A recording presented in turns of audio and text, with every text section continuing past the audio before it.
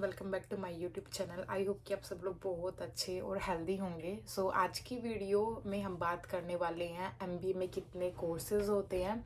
अगर आप सब लोग यूनिवर्सिटी कनाडा वेस्ट में आने वाले हो और एमबीए करने वाले हो तो आपके मन में ये क्वेश्चन ज़रूर होगा कि हम लोग एमबीए में कितने कोर्सेज करते हैं, कितने सेमेस्टर्स होते हैं, 4 होते हैं, फिर 5 होते हैं, और वो कोर्सेज़ के नाम क्या है, सिलेबस क्या है, क्या कुछ उसमें हम लोग सीखते हैं। तो इन्हीं क्वेश्चन का आंसर करने के लिए आज की वीडियो में हम लोग बात करने वाले हैं। काफ़ी डिटेल वीडियो रहेगी, हर एक टॉपिक के बारे में काफ़ी डिटेल से बात करेंगे। बिना कोई टाइम वेस्ट के वीडियो की शुरुआत करते हैं।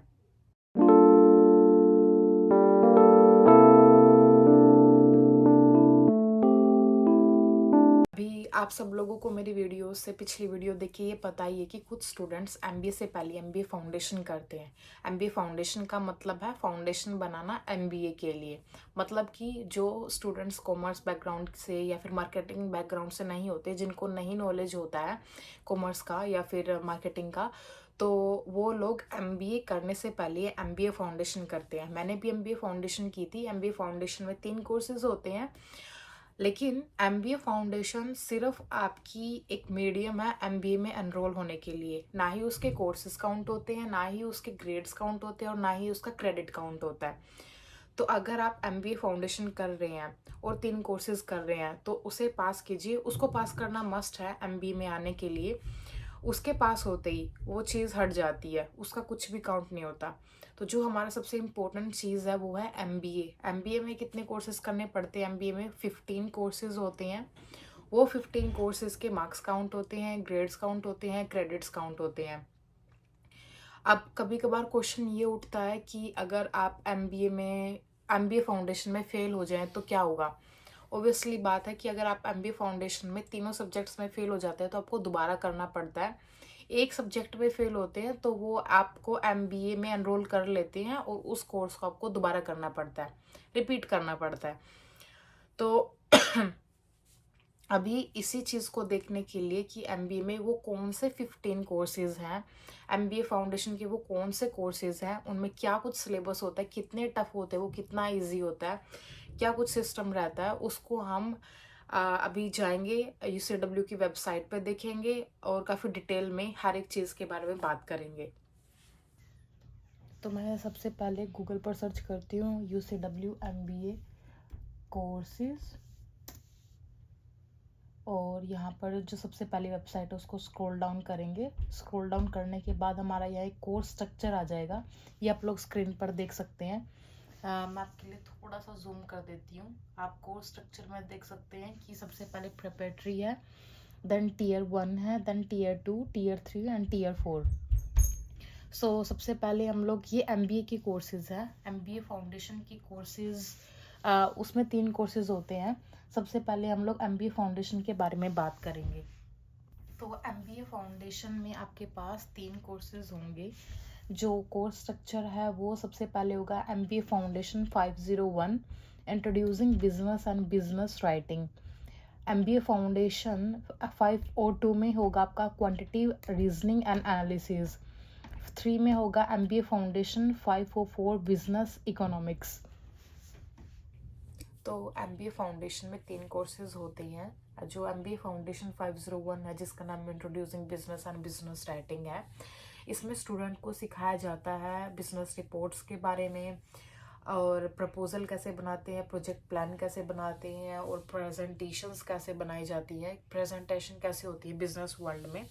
तो जब मैंने ये कोर्स किया था तो मेरे को भी थोड़ा सा स्टार्टिंग में टफ लगा था, पर बाद में जब आप खुद पढ़ते हो और प्रोफेसर भी आपकी हेल्प करते हैं तो ये फिर कोर्स निकल गया था। बहुत ही नॉर्मल कोर्स है, हो जाएगा। और जो दूसरा कोर्स है फाउंडेशन का ही, MBA foundation 502 quantitative reasoning and analysis, इसमें थोड़ा सा मैथमेटिकल पोर्शन आता है और थोड़ी सी माइक्रोसॉफ्ट एक्सेल का भी यूज़ होता है।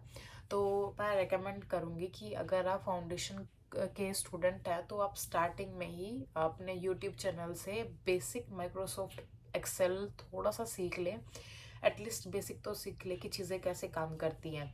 तो थोड़ा सा एक्सेल इसमें यूज़ होता है, माइक्रोसॉफ्ट एक्सेल, और थोड़ा सा मैथमेटिकल पोर्शन भी इसमें। बेसिक अलजेब्रा और बेसिक स्टैटिस्टिक्स ही इस्तेमाल होता है। तो थोड़ी सी मैथमेटिकल कैलकुलेशन इस कोर्स में आने चाहिए।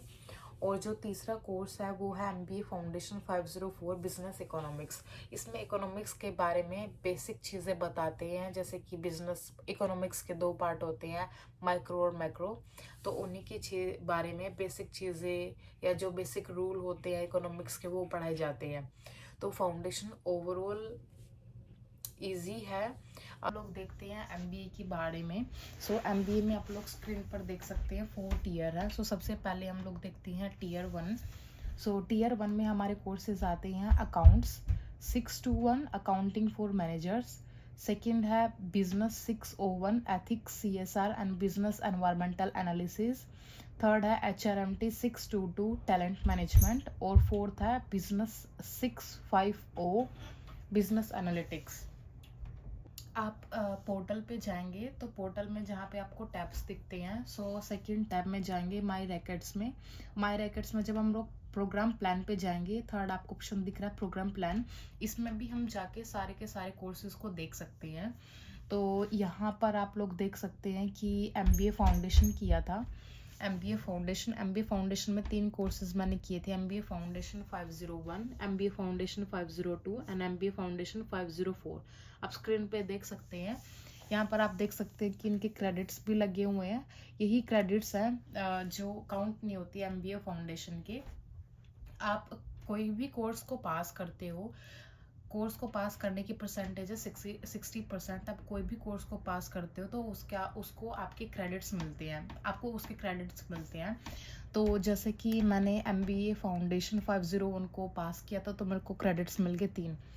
तो उसके बाद जो इसके ट्यूशन फीस आप लोग देख भी सकते हो स्क्रीन पर। उस टाइम थी 2583 के करीब थी उस टाइम फाउंडेशन की फ़ीस थी। अब थोड़ी सी बढ़ गई होगी। और उसके बाद हम लोग जब नीचे स्क्रॉल डाउन करेंगे तो आप लोग यहाँ पे भी देख सकते हैं कि यहाँ पे सारे कोर्सेज आ जाते हैं। अभी मैंने टियर 1 के वेबसाइट पे टियर 1 के बारे में दिखाया था। आप वेबसाइट पे जाके देखेंगे तो टियर 1 में ये कोर्सेज थे। तो ये बार बार वेबसाइट की बजाय आप पोर्टल पे भी चेक कर सकते हैं। अपने जो भी स्टूडेंट्स अभी अपनी स्टडी को कंटिन्यू कर रहे हैं तो आप यहाँ पे देख सकते हैं कि जो टियर 1 है उसमें आपके कोर्सेज ये हैं। टियर 1 के जो कोर्सेज हैं वो ये हैं, वो 4 अकाउंट 621, बिजनेस 601, HRMT और बिजनेस 650। हाँ, तो इसके क्रेडिट्स भी मेरे को मिले हुए हैं क्योंकि मैंने कोर्सेज कर लिए हैं। और आप यहाँ पे इसकी फ़ीस भी देख सकते हैं। तो अगर आपको फ़ीस में भी कंफ्यूजन है तो आप यहाँ पे प्रोग्राम प्लान में जाके कोर्सेज के साथ साथ क्रेडिट के साथ साथ अपनी फ़ीस भी देख सकते हैं कि पर कोर्स कितनी फ़ीस है। जो MBA फाउंडेशन में जो कोर्सेज होते हैं उनकी फ़ीस सभी की सेम होती है। अब उसके बाद बात करते हैं टियर 2 की। टियर 2 में हमारे कौन कौन से कोर्सेज हैं। टियर 2 जो मैनेजमेंट प्रिंसिपल्स एंड प्रैक्टिसेस है उसमें हमारे कोर्सेज हैं finance 632 financial management, then marketing 621 marketing management, then marketing 601 leadership in the global context, then OPMT 620 operations management. ये आप यहाँ पे देख सकते हैं। बहुत ही जो ये कोर्सेज हैं बहुत इम्पोर्टेंट है कि आप सही कोर्स लें, क्योंकि उसके बिना आपको अगर आप कोई गलत कोर्स लेंगे तो आपको क्रेडिट्स नहीं मिलेंगे। हमें क्रेडिट्स चाहिए हैं। तो आप इधर से भी पता कर सकते हैं कि कौन सा कोर्स करना है और जो कोर्स है उसका कौन सा कोड है। तो ये सारे कोड हैं MGMT 601 जो टियर 2 में है और उसका कोर्स का नाम ये है leadership in the global context. ऐसे ही हम ये अगर पोर्टल पे इसको देखें तो पोर्टल में अगर हम स्क्रॉल डाउन करेंगे तो आपको यहाँ पे दिख जाएंगे टियर 2 के कोर्सेज। टियर 2 के वही फाइनेंस मार्केटिंग और leadership in the global context and OPMT operations management. उसके बाद आता है हमारा टियर 3। टियर 3 जो बिजनेस एप्लीकेशन है उसमें हम लोग थोड़ा बिजनेस एप्लीकेशन के बारे में पढ़ते हैं। जैसे कि यहाँ पे है सिखाने वाला CMPT 641 digital transformation, then MGMT 641 project management. उसके बाद ये हैं आपके टियर 3 के कोर्सेज। हम लोग यहाँ पे जाते हैं प्रोग्राम प्लान पे भी यहाँ पे आप लोग देख सकते हैं कि बिजनेस एप्लीकेशंस के हमने CPMT किया और मार्केटिंग किया है। मेरे को 3 क्रेडिट्स मिले हुए हैं क्योंकि मैंने इनकी स्टडी कर ली है। उसके बाद मैंने 2 इलेक्टिव उठाए थे। जो टीयर 3 है, टीयर 3 में आपको ये 2 कोर्सेज़ तो कंपल्सरी करने होते हैं, साथ में 2 कोर्सेज़ इलेक्टिव भी लेने होते हैं। तो मैंने इलेक्टिव लिया था मार्केटिंग प्रमोशन, अभी ये मेरा चल रहा है। और जो उसके बाद लिया था मैंने इन्वेस्टमेंट एनालिसिस एंड मैनेजमेंट्स, ये भी मेरा भी चल रहा है क्योंकि मेरा भी लास्ट सेमेस्टर है। तो ये 2 मैंने इलेक्टिव उठाए थे। ये आप कभी भी कर सकते हैं, ऐसा कोई ज़रूरी नहीं है, पर ये है कि आपको 2 इलेक्टिव उठाने होते हैं। इलेक्टिव कोर्सेज़ का मतलब है कि जो कुछ कोर्सेज़ हैं वो कंपल्सरी हैं, और कुछ लोग आप अपने हिसाब से भी कर सकते हो। मान लो आपको एचआर में जाना है तो आप एचआर के कोर्सेज़ कर सकते हो, आपको मार्केटिंग में जाना है तो आप मार्केटिंग के इलेक्टिव कोर्सेज़ कर सकते हो। इलेक्टिव कोर्सेज़ के भी हमारे पास ऑप्शन है, वो भी हम लोग देखेंगे। तो उसके बाद हम चलते हैं टीयर 4 में।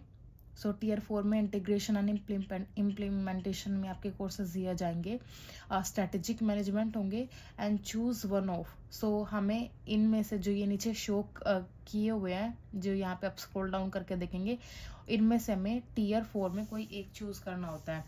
अगर मैं सिंपल आपको डिवाइड करूँ तो आप लोग यहाँ पे देख सकते हैं, टीयर 3 में मैंने 2 कोर्सेज कर लिए, उसके बाद 2 मैंने इलेक्टिव उठा लिए। अब टीयर 4 पे आ जाते हैं। सो टीयर 4 में जो स्ट्रेटेजिक मैनेजमेंट है वो आपका कंपल्सरी है, ये मैंने कोर्स कर लिया है। और इन चारों में से कोई भी आपको एक कोर्स उठाना होता है, चारों नहीं उठाने होते, कोई एक कोर्स उठाना होता है। तो अभी मैं स्मॉल बिजनेस मैनेजमेंट का कोर्स कर रही हूँ, बिजनेस 660। ये जो कोर्सेज हैं वो आप थोड़े से कंफ्यूज हो जाएंगे कि कब करें या कब नहीं। जो मेरी आगे आने वाली वीडियोस हैं तो मैं उसमें अपने प्रोग्राम प्लानिंग बता दूंगी कि मैंने किस तरह किए थे कोर्सेज। मैंने 3 कोर्सेज किए थे, तो मेरे 5 सेमेस्टर हुए, तो मैंने 3 कोर्सेज करके 5 सेमेस्टर किए और 15 कोर्सेज मैंने ऐसे किए। तो आप इलेक्टिव कोर्सेज में भी जो भी कुछ कंपलसरी कोर्सेज है वो तो हमें करने ही होते हैं, और इलेक्टिव जो कोर्सेज हैं उसके लिए हमारे पास ये ऑप्शंस हैं। तो जैसे कि मान लो आपको लीडरशिप में जाना है, आपको जो करना है, जो एमबीए करना है वो आपको लीडरशिप में करना है, तो आप लीडरशिप के कोई भी कोर्सेज ले सकते हैं। उसके लिए आपके पास इलेक्टिव कोर्स होगा change management, negotiation and leadership in decision making. Inter culture communication भी है, पर मैंने इनमें से सिर्फ ये किया था elective course, leadership and decision making. हमें टोटल 3 इलेक्टिव कोर्सेज करने होते हैं। तो मैंने अभी पिछले सेमेस्टर में लीडरशिप एंड डिसीजन मेकिंग किया था, मेरे सारे कंपलसरी सब्जेक्ट्स हो गए हैं। तो अभी मैं सॉरी, मेरे लगभग सारे कंपलसरी सब्जेक्ट्स हो गए हैं, तो अभी मेरे को इलेक्टिव्स करने हैं। तो एक इलेक्टिव मैंने ये कर लिया था, 2 इलेक्टिव और मैं कर रही हूँ जो मैं पे आपको पहले बता चुकी हूँ। अभी ये सिर्फ एक एग्जांपल है कि आप लीडरशिप में ये वाले कर सकते हैं। अगर बाय चांस आपकी पहले ही एचआर में आपको एक्सपीरियंस है तो आप एचआर का कोई भी उठा सकते हैं। ह्यूमन रिसोर्स मैनेजमेंट में ये आपके इलेक्टिव्स हैं, HR strategy, human resource management in the global environment. तो ये आपके पास कुछ इलेक्टिव्स हैं, तो आप इनमें से कोई भी इलेक्टिव उठा सकते हैं। तो हमें जो 15 कोर्सेज हैं उसमें से 12 कोर्सेज कंपलसरी करने होते हैं, और जो 3 कोर्सेज है वो हमारे पास इलेक्टिव होते हैं। तो अगर आपको इलेक्टिव समझ में नहीं आए तो कौन सा करें, फिर हमारे पास कौन कौन से इलेक्टिव हैं, तो ये आप यूनिवर्सिटी की वेबसाइट पे जाके और ये इलेक्टिव कोर्सेज को देख सकते हैं कि हम इन कोर्सेज के लिए एलिजिबल हैं, हम लोग ये कोर्सेज कर सकते हैं इलेक्टिव में। तो जैसा कि आपने पिछले अभी अभी देखा ही है कि हमने 15 कोर्सेज के बारे में बात की है। अब जो 15 कोर्सेज हैं 4 टीयर में डिवाइडेड है। ऐसा नहीं है कि टीयर 1 में जो 4 कोर्सेज यूनिवर्सिटी ने प्रोग्राम प्लान में दिए हुए हैं, पोर्टल में दिए हुए हैं, या फिर जो वेबसाइट में लिखे हुए हैं, आपको उसी हिसाब से कोर्स उठाने हैं, ऐसा नहीं होता। अभी जैसे कि कुछ स्टूडेंट्स 4 सेमेस्टर में 4 सेमेस्टर में एमबीए ख़त्म कर लेती हैं, और कुछ जो स्टूडेंट है वो 5 सेमेस्टर में एमबीए ख़त्म करते हैं। कुछ जो स्टूडेंट है वो कोर्स जो लास्ट वाला कोर्स है वो पहले ले लेते हैं, और कुछ स्टूडेंट वाइस वर्सा करते हैं। तो मैं आप लोगों को सिंपल वे में समझाने की कोशिश करूँगी, जैसे कि मैंने की है एमबीए, मैंने पहले सेमेस्टर में कितने कोर्स लिए थे और कौन से लिए थे, दूसरे सेमेस्टर में कितने कोर्स लिए थे और कौन से लिए थे। इससे थोड़ा सा सिंपल हो जाएगा, थोड़ा सा समराइज करने में इजी रहेगा हम सबको। तो चलिए देखते हैं। तो मैंने एमबीए फाउंडेशन में 3 कोर्सेज किए थे, 501, 502 एंड 504। अब MBA में हमारे पास कोर्सेज होते हैं 15 टोटल, जिसमें से 12 कोर्सेज जो हमारे 12 कोर्सेज हैं वो हमारे होते हैं कंपलसरी, और जो हमारे 3 कोर्सेज होते हैं वो होते हैं हमारे इलेक्टिव। अब सबसे पहला क्वेश्चन उठता है, क्वेश्चन नंबर फर्स्ट, कि MBA में 4 सेमेस्टर होते हैं या फिर 5। तो उसका सिंपल आंसर ये है कि अगर आप first, second, third and fourth आप अगर 4 सेम करते हो, और अगर आप करते हो 5 same, first, second, third, fourth and fifth, क्योंकि हमें टोटल 15 कोर्स कंप्लीट करने हैं, तो आप इसमें फर्स्ट सेम में 4 और 3 कोर्स लेके 15 कोर्सेज आप कंप्लीट कर सकते हो। तो अगर आप पहले 3 सेमेस्टर में या फिर लास्ट के 3 सेमेस्टर में या कोई भी 3 सेमेस्टर में 4 कोर्स करके और एक सेमेस्टर में 3 कोर्स करते हो, तो आप अपनी जो 15 कोर्सेज हैं, जो हमें 15 कोर्सेज कंप्लीट करने होते हैं, वो आप 4 सेम में कंप्लीट कर लेते हो। लेकिन अगर आप हर एक सेम में 3 कोर्सेज करते हो, तो आपके बनते हैं 5 सेमेस्टर। तो ये डिपेंड करता है आप पे कि आप कितने कोर्सेज लेते हो। तो MBA 4 सेम की भी होती है, 5 सेम की भी होती है, वो आपके ऊपर डिपेंड करता है कि आप 15 कोर्सेज को कैसे कंप्लीट करते हो। मैंने कोर्सेज किए थे MBA फर्स्ट सेम में मैंने किया था अकाउंट 621, अकाउंट्स फॉर मैनेजर्स। मैंने सेकंड किया था बिजनेस 601, और मैंने थर्ड कोर्स किया था फर्स्ट सेम के अंदर ही HRMT, टैलेंट मैनेजमेंट जिसका नाम है, 622। उसके बाद MBA सेकेंड सेमेस्टर में मैंने किया था business 650, business analytics, finance 623, financial management, and marketing 621, marketing management. फिर मैंने थर्ड सेम में किया था MGMT 601, leadership in that global context, then OPMT 620, operations management, and मैंने CMPT भी किया था साथ में, 641, डिजिटल ट्रांसफॉर्मेशन। फिर मैंने अभी लास्ट जो मेरा सेमेस्टर अभी ख़त्म हुआ, उसमें मैंने 3 कोर्सेज किए थे, जो कि है MGMT 640, project management, MGMT 661, strategic management, और एक मैंने MGMT मैंने किया था 660, लीडरशिप एंड डिसीजन मेकिंग। ये इलेक्टिव कोर्स था। तो मैंने अभी जो मेरा लास्ट सेमेस्टर है, 5th सेमेस्टर, उसमें मैंने करना है एक एग्जिट कोर्स। मैं कर रही हूँ बिजनेस 660, स्मॉल बिजनेस मैनेजमेंट, और ये हमारा एग्जिट कोर्स है जो हमें एक करना ही पड़ेगा लास्ट सेमेस्टर में, वो ये वाला है। दूसरा इलेक्टिव मेरा है MGMT 623, marketing 623, digital marketing strategies, and then finance 625।